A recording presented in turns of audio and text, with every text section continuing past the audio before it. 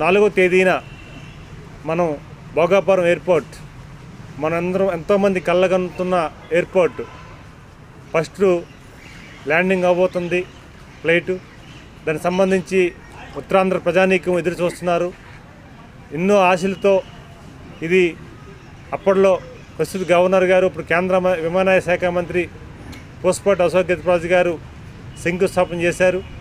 గౌరవ ముఖ్యమంత్రి చంద్రబాబు నాయుడు గారు దాన్ని రూపకల్పన చేసి ఈరోజు ప్రజలకి అంకితం చేయబోతున్నారు.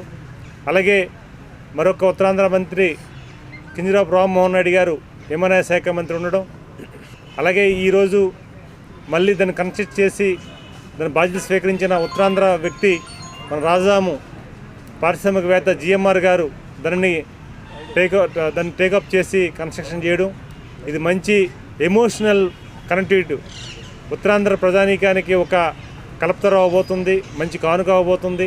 కొత్త సంవత్సరంతో మంచి ఒక ఎమోషనల్ ఒక గిఫ్ట్ ఇవ్వబోతున్నారు ప్రభుత్వం, కేంద్ర రాష్ట్ర ప్రభుత్వాలు. ఇది మంచి పరిణామం. దీంతో మనకి ఈ విజయనగరం, విశాఖ నగరం, శ్రీకాకుళం నగరం 3 కూడా అద్భుతంగా కనెక్టివిటీ అయ్యి మనకి ముఖ్యంగా విజయనగరం, విశాఖపట్నం మన జంట నగరాలు అవబోతున్నాయి భవిష్యత్తులో.